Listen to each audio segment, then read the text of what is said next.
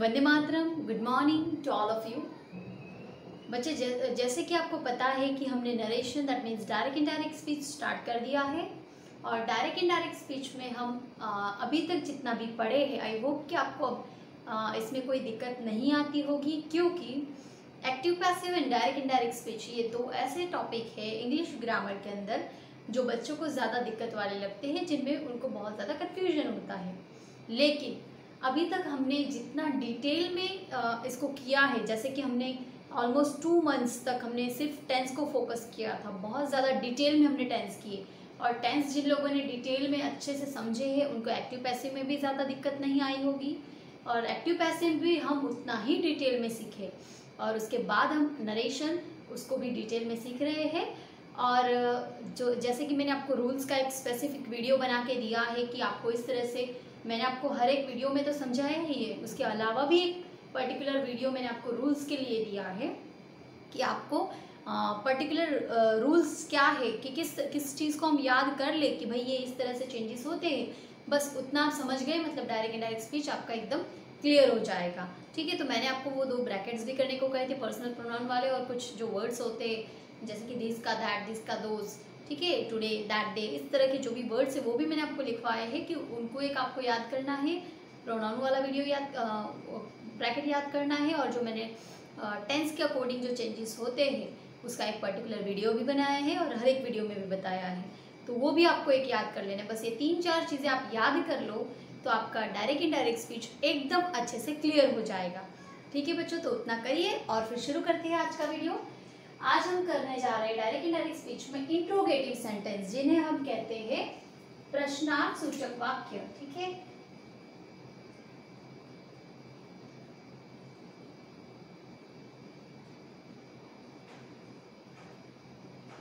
प्रश्नार्थ सूचक जो वाक्य है उनमें भी 2 प्रकार होते हैं।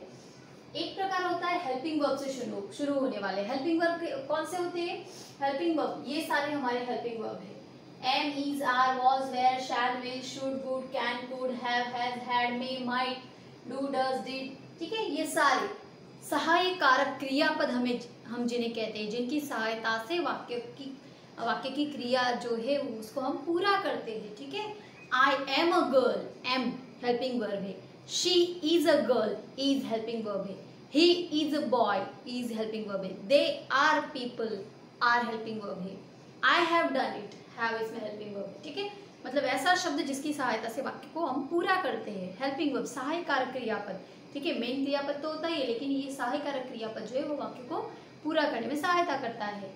ठीक है, तो इससे शुरू होने वाले होते हैं प्रश्नार्थसूचक शब्द, और दूसरा होता है WH वर्ड। WH वर्ड में सारे WH word, when, where, why, how many, how much, how far, ठीक है, हाउ ऑफन, हु, XYZ, बहुत सारे WH वर्ड है। ठीक है, उनसे शुरू होने वाले इस तरह से 2 टाइप के हमारे प्रश्नार्थसूचक वाक्य होते हैं, इंट्रोगेटिव सेंटेंस होते हैं। और इसमें अभी जैसे कि मैं आपको सिंपल एग्जांपल दूं कि विधान वाक्य जो होता है ना, एसेरेटिव सेंटेंस, उसका हम इंट्रोगेटिव कैसे करते हैं। जैसे कि मैंने अगर कहा शी इज अ गर्ल, वह लड़की है, ठीक है, या फिर ही इज अ बॉय, वह लड़का है। अब ये तो मैंने साधारण वाक्य कहा कि भाई वो लड़की है, वो लड़का है। अब इस वाक्य को अगर मैं उससे पूछूं कि क्या वो लड़की है, क्या वो लड़का है, तो ये तो मेरा प्रश्न हो गया, ये तो हमने हिंदी में समझ लिया। वह लड़की है, सादा वाक्य, मैं बता रही हूँ कि वो लड़की है, बता रही हूँ यहाँ पे। लेकिन अगर मैं पूछ रही हूँ तो मैं कैसा पूछूँ, क्या वह लड़की है, वह लड़की है। ठीक है, मेरे प्रश्न में ही सवाल क्रिएट होगा। ठीक है, क्वेश्चन क्रिएट होता है हमारे पूछने के तरीके में ही।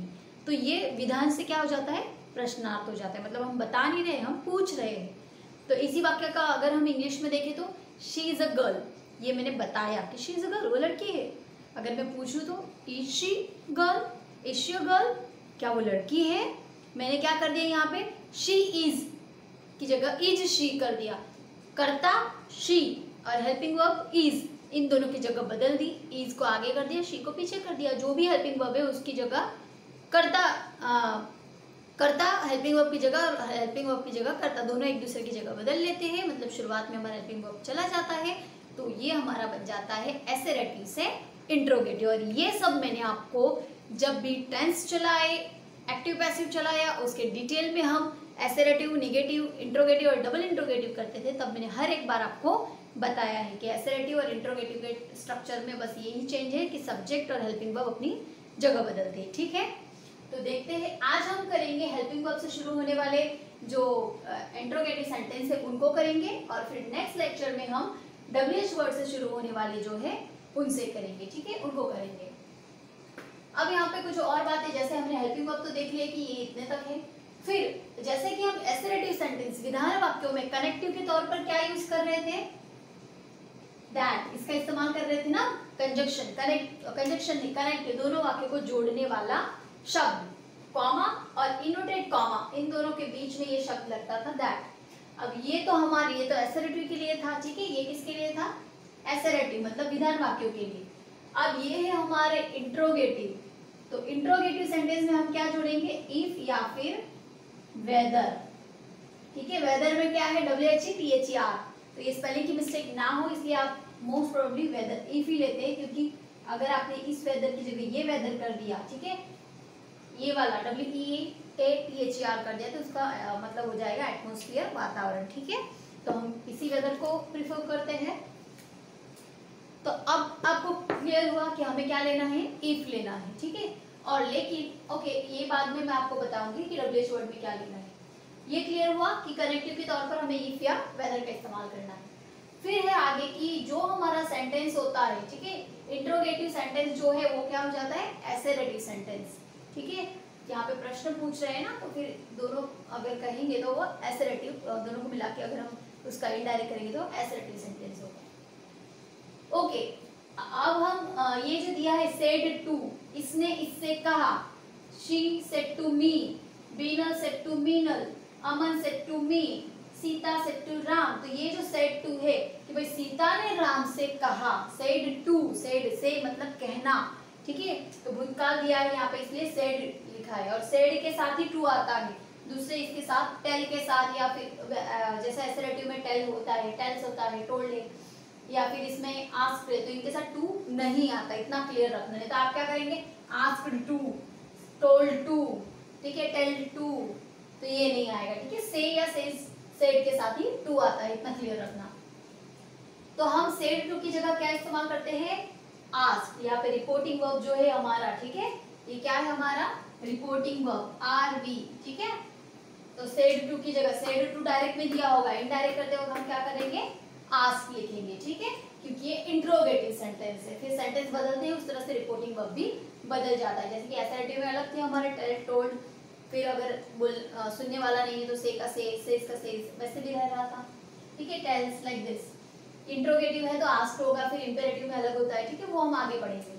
देखते हैं पहला सेंटेंस। इतना आपको क्लियर हुआ कि इंट्रोगेटिव सेंटेंस दो प्रकार के, हेल्पिंग वर्ब और WH से शुरू होने वाले। हेल्पिंग वर्ब कौन से, ये भी मैंने आपको लिख दिया। इसमें आपको कनेक्टिव क्या लगाना है ये भी बता दिया, सेड टू की जगह क्या लेना है ये भी बता दिया। क्लियर है, अब देखते हैं सेंटेंस। ठीक है, और रूल्स तो मैंने आपको बताए हैं कि कौन सा टेंस दिया है तो उसका क्या होगा, तो वो तो आपको क्लियर है। करते हैं पहला सेंटेंस। बीनल से टू मीनल, बीनल ने किससे कहा, मीनल से कहा। अब लिख लेते हैं इसको, बीनल। सेड टू का क्या मैंने कहा आपको, आस्क्ड, बीनल आस्क्ड मीनल।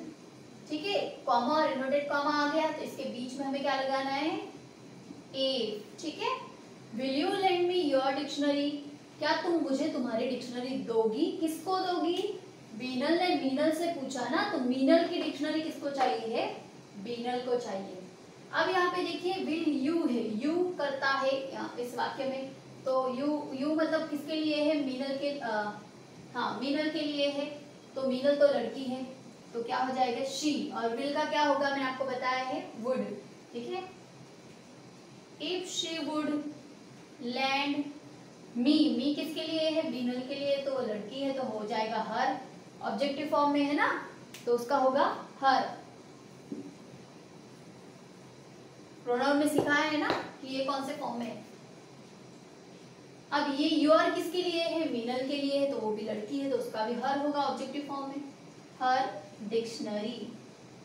आप ऐसा मत सोचिए कि दो बार हर कैसे होगा, वाक्य में जो दिया है वो तो हमें करना ही है ना, कि भाई क्या तुम मुझे तुम्हारी डिक्शनरी दोगी, तो तीसरा व्यक्ति कैसे कहता है, क्या वो उसको उसकी डिक्शनरी देगी, उसको उसकी डिक्शनरी देगी। ठीक है, समझ में आया? इसलिए लिखा Meenal asked Meenal if she would lend her dictionary, क्या वो उसको उसकी डिक्शनरी देगी, लाइक दिस। ठीक है, ओके। दूसरा देखते हैं, शी सेड टू मी, उसने मुझसे कहा, क्या कहा?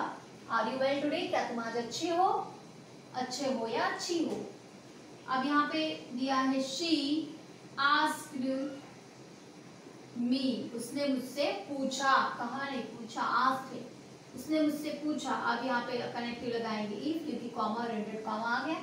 ठीक है, कॉमा इन्वर्टेड कॉमा इन दोनों के बीच में कनेक्टिव इफ लगा दिया। Are you well today, you का क्या होगा? आई, उसने मुझसे कहा ना, मुझसे तो फर्स्ट पर्सन है ना, शी सेड टू मी, उसने मुझसे कहा कि भाई तुम अच्छी हो, तो कौन अच्छी है कि नहीं? मैं अच्छी हूँ कि नहीं, तो मेरे लिए तो आई आएगा ना फिर। इफ आई, अब यहाँ पे यू था इसलिए आर था। ठीक है, वर्तमान काल में यू के साथ आर था, अगर एक दूसरा कुछ होता, ठीक है, तो इज होता। अब वर्तमान का क्या करते हैं हम? भूतकाल करते हैं, तो मैंने आपको बताया ही। तो आई के साथ भूतकाल में सिंगुलर क्या आएगा? वॉज, प्लूरल होता तो वॉज। ठीक है, वर्तमान का भूतकाल करना है ना, तो भूतकाल में एक वचन आई के साथ वॉज लगेगा। If I was well, today का क्या करते हैं हम? क्या बताया मैंने आपको? टुडे का दैट डे। ठीक है, she asked me if I was well that day. तीसरा, अमन said to me, अमन ने मुझसे पूछा, अमन ने मुझसे कहा, did you go to the doctor, क्या तुम डॉक्टर के पास गए थे? अब यहाँ पे देखिए भूतकाल है, did दिया है ना, तो समझ में आ जा रहा है। यहाँ पे वर्तमान काल का हमने भूतकाल किया है, यहाँ पे भूतकाल है तो क्या करेंगे? सही, पूर्ण भूतकाल। ठीक है, तो क्या आएगा? अमन asked me, अमन asked me, कनेक्टिव लगाएंगे इफ, अमन ने मुझसे पूछा कि मैं डॉक्टर के पास गया था कि नहीं, तो यहाँ पे मैं, अगेन यू के लिए फिर क्या आएगा? आई। और पूर्ण भूतकाल में हेल्पिंग वर्ब कौन सी आती है? हमेशा मैंने आपको बताया एक ही हेल्पिंग वर्ब है पूर्ण भूतकाल की, हैड। ठीक है, इफ आई हैड, अब यहाँ पे हैड आया तो गो का क्या हो जाएगा? गॉन, V3 लगता है ना हैड के साथ हमेशा, had gone to the doctor. Clear? Fine, okay. आगे देखते हैं, सीता से टू राम, सीता ने राम से कहा, will you bring this dear for me, क्या तुम ये हिरण जो है, डियर जो है, मेरे लिए ले आओगे। ठीक है, तो यहाँ पे कैसे आएगा? Sita asked Ram if will you bring, कौन? तुम ले आओगे, कौन ले आएगा? राम ले आएगा, तो राम तो मेल है, तो क्या आएगा यहाँ पे? ही, विल का होगा would, if he would bring. अब यहाँ पे मैंने आपको बताया है वुड क्या है? मॉडल ऑक्सिलरी, मॉडल ऑक्सिलरी के साथ हमेशा V1 आता है, तो इसलिए हमने ब्रिंग का ब्रिंग ही रखा। यहाँ पे भी देखिए कहाँ है भाई, ये भी वुड के साथ लैंड का लैंड ही रखा। ठीक है, if he would bring this का दिस की जगह क्या होगा? दैट डियर फॉर मी, मेरे लिए, मेरे लिए मतलब किसके लिए? सीता के लिए, तो क्या हो जाएगा थर्ड पर्सन में? हर। ठीक है, ऑब्जेक्टिव फॉर्म। फाइन, अब अगला देखते हैं, शी आस्क्ड मी, उसने मुझसे पूछा, क्या पूछा? आर यू हंग्री, क्या तुम भूखे हो, क्या तुम भूखी हो। तो यहाँ पे कैसे होगा? शी आस्क्ड दिया है तो उसका वही रखेंगे ना भाई, बदलेगा तो नहीं। शी आस्क्ड मी इफ, अब यहाँ पे वर्तमान काल दिया है क्योंकि आर है ना, तो वर्तमान है, तो वर्तमान का क्या करेंगे? भूतकाल करेंगे। तो यू, आर यू हंग्री, किससे? तुम हंग्री हो क्या? तुम कौन? शी आस्क्ड मी, उसने मुझसे पूछा कि तुम हंग्री हो क्या? तुम हंग्री मतलब कौन है यहाँ पे? मेरे लिए पूछा ना, मुझे पूछा कि मैं हंग्री हूँ कि नहीं, तो मेरे लिए क्या आएगा? आई। तो आई के साथ भूतकाल में क्या आएगा? एक वचन, मैंने आपको ऊपर भी करवाया, क्या आएगा? Was, if I was hungry. ठीक है, last, the mullah said to the fruitman, मुल्ला ने फ्रूटमैन से कहा। यहाँ पे मैं थोड़ा सा कैमरा सेट कर देती हूँ ताकि आपको दिक्कत ना हो नीचे का देखने में। ओके फाइन, अभी आपको क्लियर दिखेगा। ठीक है, हाँ। The mullah said to the fruitman, have I brought a melon from you, मुल्ला ने फ्रूटमैन से पूछा, फ्रूटमैन मतलब फल बेचने वाले से, कि भाई मैंने तुमसे मेलन खरीदा था क्या? तो यहाँ पे कैसे आएगा, the mullah asked the fruit man, the mullah asked the fruit man if connective लगा, हैव आई ब्रॉट, मैं लेके गया था क्या, मैं मतलब कौन, मुल्ला, तो क्या आएगा, इफ ही, अब यहाँ पे देखिए हैव दिया है प्लस V3 दिया है, पूर्ण वर्तमान काल दिया है, उसका क्या करेंगे, पूर्ण भूतकाल, if he had brought a melon from you, you मतलब कौन, फ्रूट मैन, तो उसके लिए क्या होगा, फ्रॉम हिम, ठीक है, the mullah asked the fruit man if he had brought a melon from him. Clear हुआ। तो ये थे हमारे हेल्पिंग वर्ब से शुरू होने वाले डायरेक्ट स्पीच के वाक्य। अब अगले लेक्चर में मिलेंगे WH वर्ड वाले जो इंट्रोगेटिव सेंटेंस है उनके साथ। तब तक इतना करिए, अच्छे से इसकी प्रैक्टिस करिए। वंदे मातरम।